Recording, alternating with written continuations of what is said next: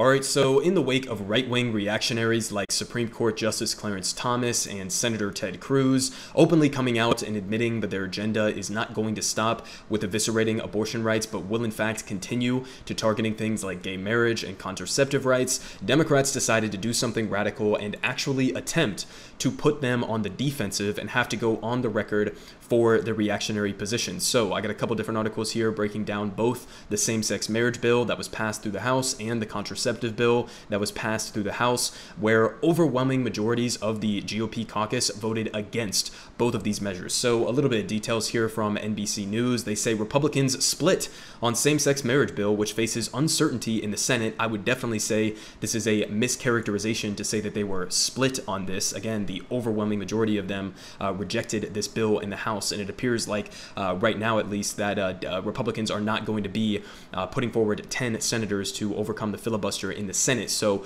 I would say it is a mischaracterization to say that there's a split. Okay, we know exactly who is in charge of this party, but they give us some details here saying a bill to codify federal protections for same-sex marriage has passed the House, but Senate Republicans are agonizing over whether they should block it or allow it to pass. And they say with Democrats seeking to portray Republicans as belonging to a retrograde and primitive party that wants to strip away modern rights, their decision could play a role in the midterm elections this fall. So just on a purely political front, this is one of the first good actions that I've seen Democrats take over the last at least couple of months, if not over the last year, because again, this could be politically effective if and only if you are willing to cast the entire Republican Party in the light and in the way that you are depicting them here as retrograde and primitive and seeking to strip away fundamental rights that the overwhelming majority of the American people think should remain in this country. But the problem with that, and what I've been seeing a lot, especially with the January 6th committee hearings, is that Democrats are not willing to commit to that message, right? I mean, having somebody like Liz Cheney be the face of the January 6th committee, I understand you obviously want it to seem like it's bipartisan, but at the end of the day, I mean, what does Liz Cheney represent? Are you really willing to try to make her seem like she is the reasonable Republican that people should be aspiring to be like? I mean, go and check her own website here on abortion rights or on contraceptive rights. I mean, she lists it all out here. She is vehemently anti-abortion and she is anti-contraceptives. She is anti-Planned Parenthood. So on all of these different issues, she is no better than the Republican Party. I mean, maybe on some of these she would be willing to break from Republicans to vote on this, but even then, she's on her way out. I mean, in all likelihood, she's about to lose her seat. So, trying to run with this narrative that there are some redeemable Republicans or that, Liz Cheney represents the best of the Republican Party, or Nancy Pelosi coming out and saying we need a strong resurgence of the Republican Party. We need you guys to take it back from these fringe radicals. These are not fringe radicals, okay? They are relative to the American people, but these are the people who are in complete control of the Republican Party. So you have to commit to that message, and you can't be going out there and pretending as if there's something salvageable about the Republican Party, or pretending as if they take power, that these things are not going to be, fully implemented in regards to abortion bans at the federal level, contraceptive bans at the federal level, gay marriage outlawed by the Supreme Court. All of these different things are perfectly representative of the entirety of the Republican Party, or at least the overwhelming majority that is actually running this party. So you can't be playing both sides here, but if Democrats actually stick to this message, it could have some degree of a significant impact in the midterm elections. But they continue here saying some GOP strategists want the party to move past the issue by codifying protections, but that risks upsetting the cultural conservatives, which make up a significant portion of the party's base. And they say a Gallup poll released last month found that most Americans, 71% at a historic high right now, favor legal same-sex marriage. And understand as well, it's important to note here, this isn't just about like the symbolism of allowing gay people to marry in this country. It also does come with like serious material consequences, things like, not being able to access Social Security benefits, not being able to access tax breaks that are given to married couples, not being able to, in the case of, let's say your partner happens to be like on their deathbed or, is in a coma or something and they're not going to survive, you wouldn't even be able to legally be considered a next of kin in making those decisions for them as they would want you to be, or even being at their bedside as they're on their deathbed. So there's so many different angles and consequences that come as a result of getting rid of legal same-sex marriage. It's not, again, just about the symbolic nature of it, but I think that's just important to keep in the back of your mind. But they continue here saying the issue puts Republicans in an awkward spot, said Jack Pitney, a professor of political science at Claremont McKenna College College, saying most Americans support same-sex marriage. Even a majority of self-identified Republicans support it, but evangelicals represent a huge share of GOP activists, and they still oppose it. So again, it doesn't matter if the overwhelming majority or a majority of the American people or the Republican Party support something like gay marriage. That doesn't matter if the people who are actually leading the Republican Party are only listening to their reactionary right-wing evangelical base, because again, legislatively, in terms of actual consequences, this is what the entire Republican Party is representing right now. But they continue saying, more broadly, Republican activists dislike the idea of giving Democrats a win. Giving them a win, even on an issue where there is consensus to the general public. So understand what they're saying here. They're saying we don't give a single solitary shit about protecting any of these fundamental rights, so long as it means that we are not giving Democrats a political win, whatever the fuck that means. I mean, completely ridiculous that you would base your political positions on, giving the party, the opposition party, a win or not. I mean, these people have no fundamental underlying, principles here. But they continue saying, for now, Democrats have locked down only nearly half of the Republican votes needed to break a 60-vote filibuster. So understand, when they say they've locked down nearly half, as if that's some big, bold achievement, you're talking about almost getting 5 Republicans on board with codifying same-sex marriage, okay? So they're saying Democrats have locked down nearly half, so less than 5 Republicans in the Senate are, as of right now, in support of this. And they say with many GOP senators dismissing the bill as unnecessary and accusing Democrats of trying to weaponize an issue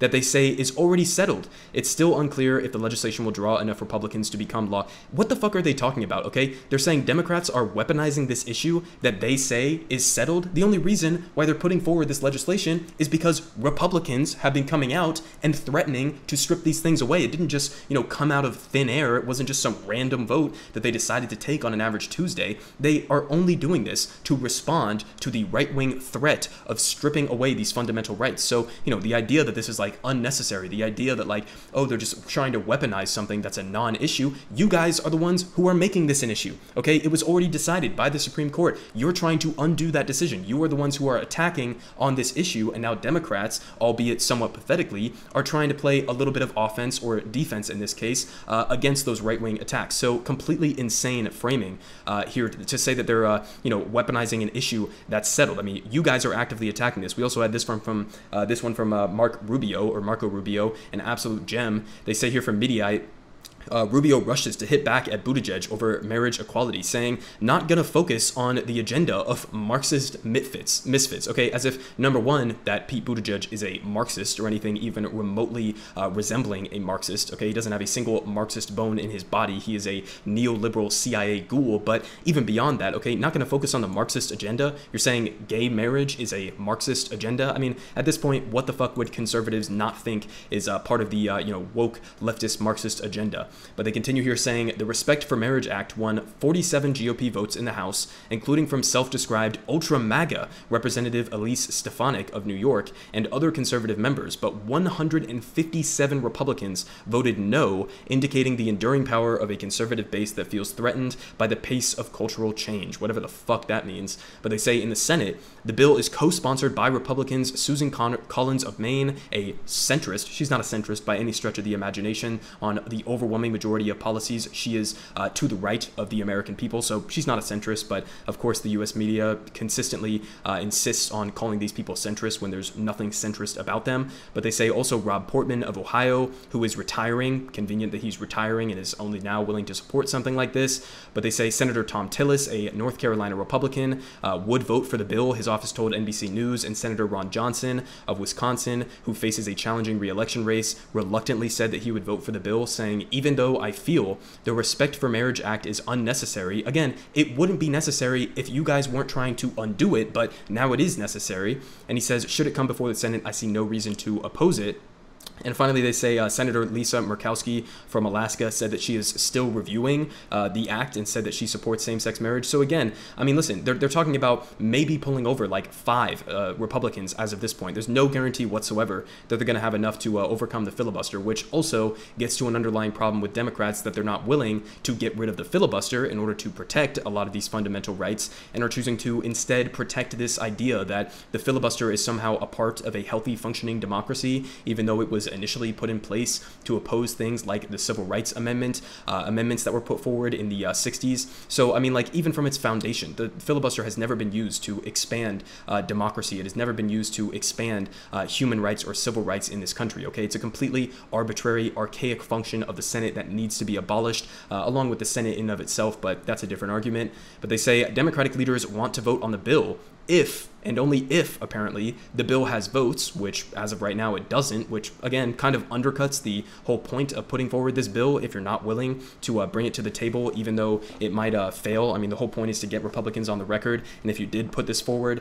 even if you didn't have the votes, you could then turn that around to effective political messaging and say, look, the overwhelming majority of Republicans are against codifying gay marriage, but they continue saying the outcome could come down to Senate Minority Leader Mitch McConnell, a Kentucky Republican who told reporters on Tuesday that he wouldn't reveal his position until Schumer announces a vote. So seems like we got a little bit of a, circular game of chicken here between Mitch McConnell and Chuck Schumer, but Chuck should just put this shit on the floor immediately. But they finish off here saying McConnell, whose top priority is to win a Senate majority this fall, has sought to downplay cultural issues. How the fuck is that going for you? As Republicans all across the country are pushing a right-wing reactionary agenda to push us in a significantly right-wing direction on cultural issues. I mean, that's really all that they talk about. So, not exactly sure how he's downplaying cultural issues, but they say that's what he wants to do in the midterm elections, and he wants to instead make the contest a referendum on President Joe Biden amid voter disenchantment over inflation. And he says his goal is to appeal to suburban swing voters, many of whom lean liberal on cultural issues and had fled the GOP during the rise of Donald Trump. So again, it seems like this could have significant sway on the midterm elections, but you have to be able to put this in a way that is effective political messaging. And again, if politicians like Nancy Pelosi are coming out and still insisting there's some semblance of the Republican Party that is defendable, if you have Liz Cheney running the January 6th committee hearings as her own father was part of a legal coup in 2000 or a actual stolen election in 2000 to put Bush in office over Al Gore. I mean, the idea that you would promote these people or try to advertise them as the respectable Republicans is completely undercutting any message that could be put forward in an effective way to paint the entire Republican Party as the reactionary ghouls that they are. But now we get to not just gay marriage, but now we get to the vote that was on the right to contraception in this country. So here from Mother Jones, they say almost every House Republican just voted against protecting the right to contraception. They say following the leak of the Supreme Court's draft opinion on Roe v. Wade, most Republicans stayed quiet. Others were quick to dismiss the catastrophizing after Roe's fall, other privacy rights long popular with the American public, including gay marriage and access to contraceptives, would soon be at risk. Well, lo and behold, it turns out those fears were completely justified, and a bill seeking to codify the right to contraception, one of the most morally acceptable issues in the country. I mean, this is something that would poll at like over 90% by the American people, and they say it was almost unanimously rejected by Republicans in the House today. So even less Republicans voted to protect contraceptive rights than voted to protect gay marriage at this point. So they say it was about a 228 to 195 vote.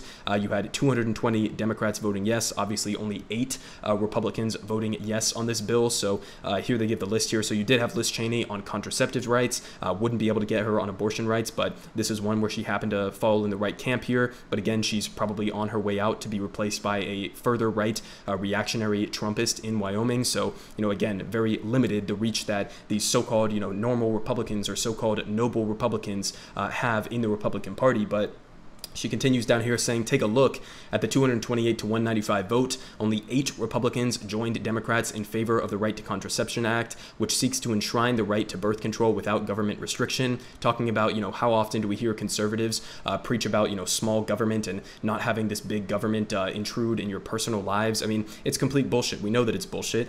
Conservatives only want a smaller federal government so that they can have more expanded ability within these right-wing gerrymandered states around the country to restrict fundamental rights, and they also want to limit the power of the federal government in terms of taxes and regulations so that they can fully unleash or unshackle the authoritarian capitalist sector to entirely dominate your life with no democratic check whatsoever. So the idea that conservatives are in favor of freedom, the idea that conservatives are in favor of small government or pushing back against big government intruding on your personal life, completely ridiculous. They want the government to be able to prevent you from not only getting abortion but also abortions, but also getting even contraceptives, which, oh, by the way, contraceptives are literally the biggest negating factor in terms of the amount of abortions that happen. If you get rid of contraceptive rights in this country, what do you think that's going to do to the urgency and the amount of abortions needed in this country? It's going to dramatically scale it up. So, I mean, even just beyond contraceptive rights, conservatives are also consistently against sex education. I mean, these are people who are right-wing theocrats who are pushing a completely incoherent agenda.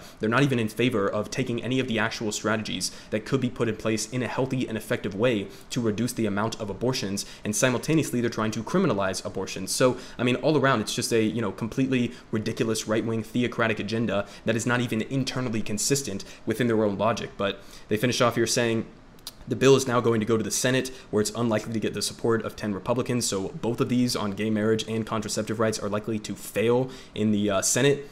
But they say together, the measure and its all but certain demise stand as a further confirmation that Roe's end is just the beginning of the GOP's extremist agenda. And she is 100% right in her characterization. So again, I mean, this is who the Republican Party is. Let's not, get it twisted here. Let's not pretend as if there's anything salvageable about this party. And, people who watch my channel understand how, ready I am to criticize the Democratic Party on, their corruption, their pathetic inaction on every single different level. I mean, the Democratic Party is completely ineffectual at this point. They are incompetent. They are intentionally incompetent. They are corrupt. But at the end of the day, I mean, look at the Republican Party. Look at how, they operate. They are just as, if not more corrupt than the Democratic Party. And they also have a right-wing theocratic agenda that they are willing to enforce on the rest of the American people, despite how dramatically unpopular these types of things are. So, in terms of the consequences for the midterm elections, yet to be seen. Basically, it's going to come down to, do voters more blame Joe Biden and his presidency and Democrats for